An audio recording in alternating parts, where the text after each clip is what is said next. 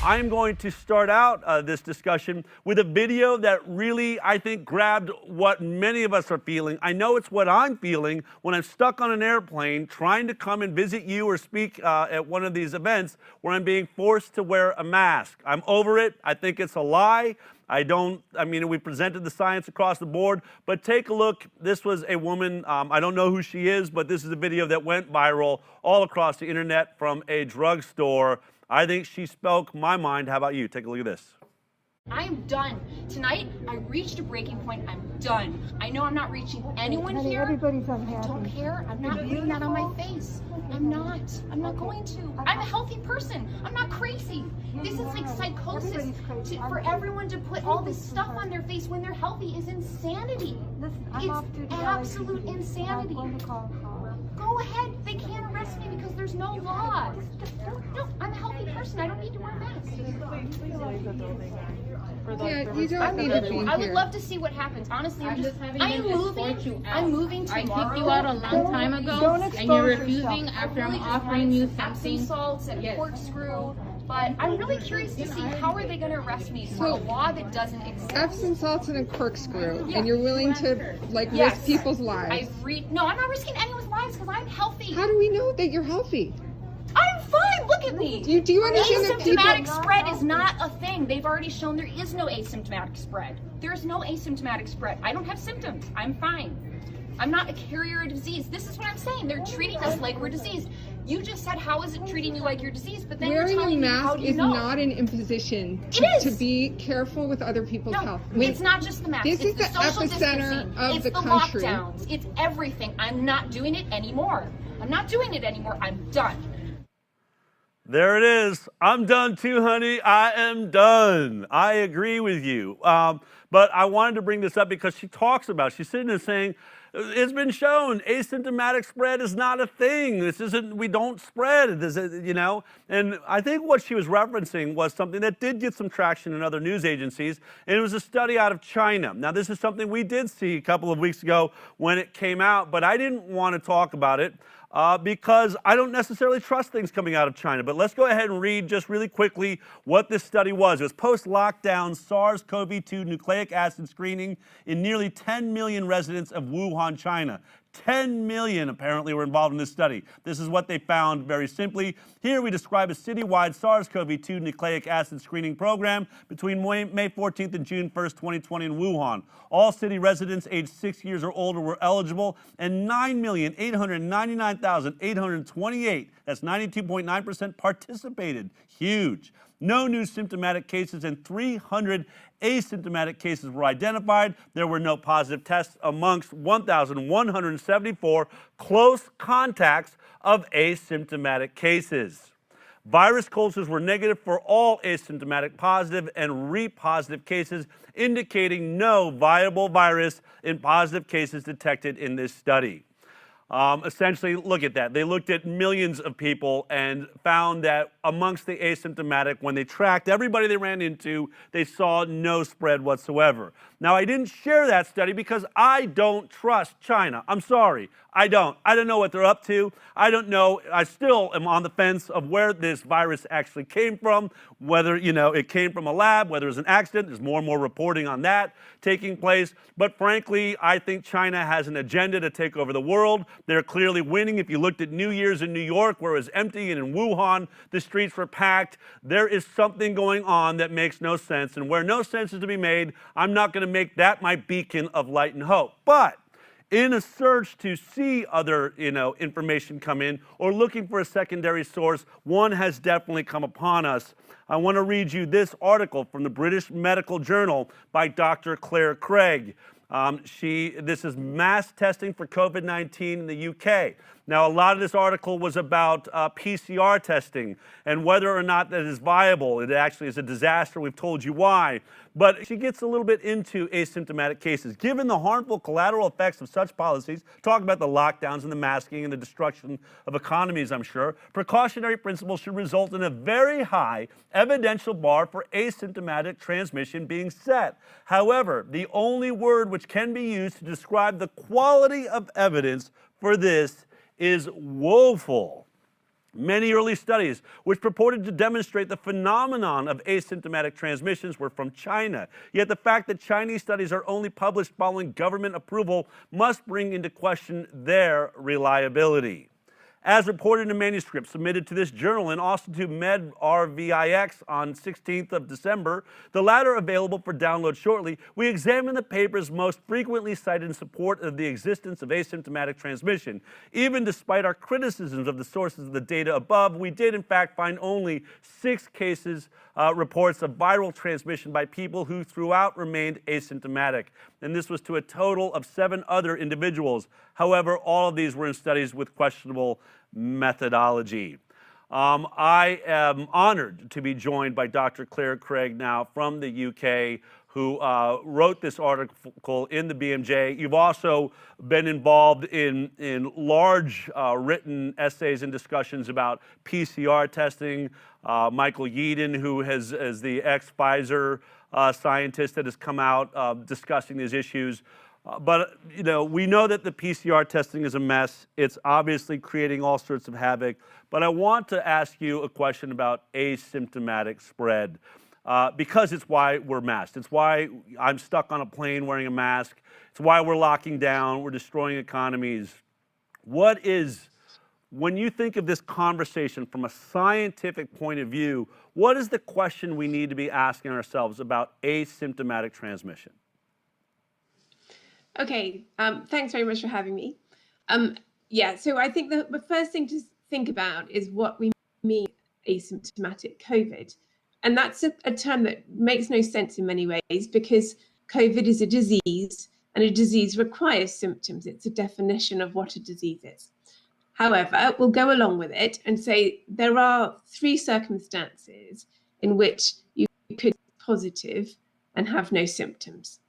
One of them is that you're in the incubation period. So you are pre-symptomatic. That is, you've caught the virus and you're in the few days leading up to getting symptoms.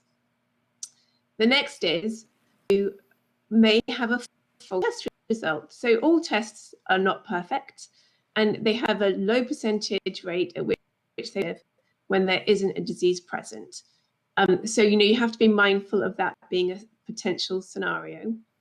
And the last is somebody who has virus on board but has no symptoms. Now, that's a concept that we used to describe as being immune. Right? It's immunity. If you've got a virus invading, if you breathe in a virus and it can be picked up on a test, but you have no symptoms, it's because your body is handling your immune system.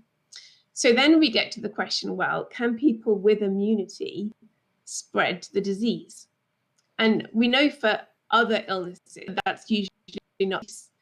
But let's look specifically at this because it was a novice, and so we shouldn't just make assumptions. And so when we've looked at that question, some people, they jump there. So there's a big study that a lot of people put weight on from nursing homes in Washington, D.C. And what that study showed, that there was definitely a big outbreak of COVID there in the spring. And there were a number of members of staff and residents who tested positive but had no symptoms. So we're in great news, is what we want to see. But that was interpreted as being worrying because all of these people had disease and there was an outbreak. And they made the association between the two, which is an unreasonable thing to do, I think, because there were plenty of people who also had symptoms in that outbreak who could have been the source of the spread.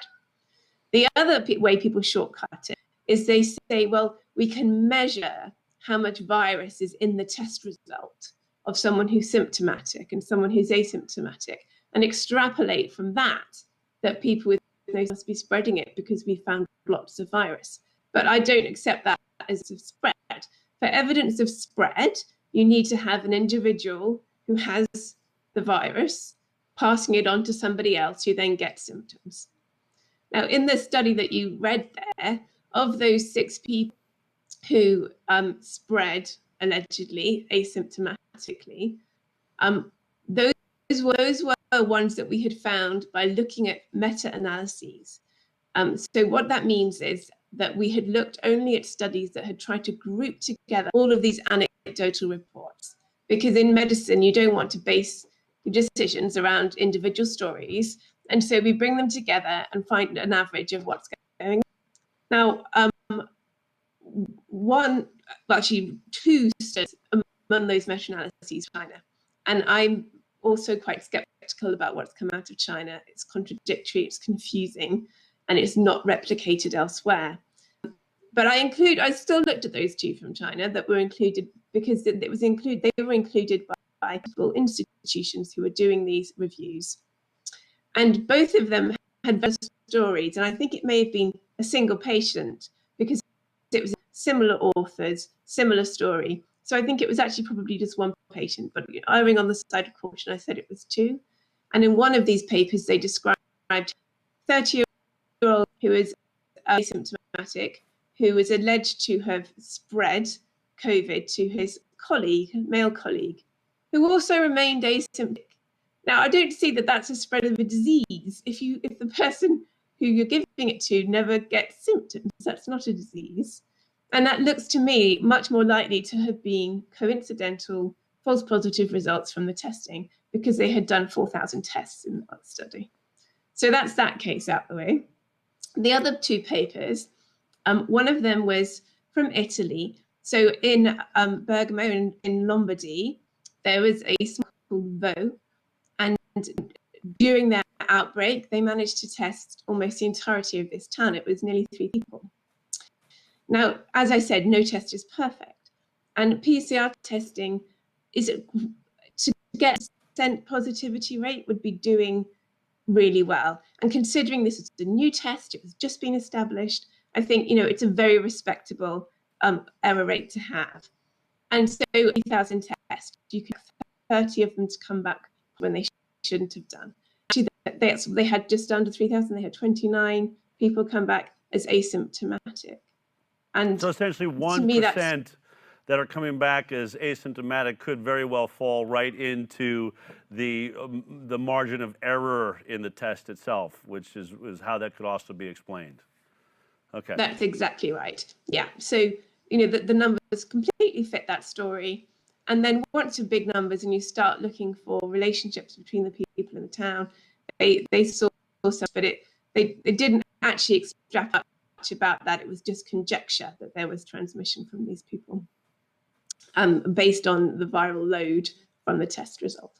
Wow. The study, which has been recycled and recycled in these reviews, which I think this is an important point to make actually. But in general, if somebody comes up with a hypothesis and shows an experiment that proves the hypothesis, other scientists try to replicate that. And that's how we move forward. We have to be able to replicate the experiment. But because of this situation in medicine and where we read literature and bring together the anecdote, instead of replicating it, we've recycled and recycled and recycled the same stories.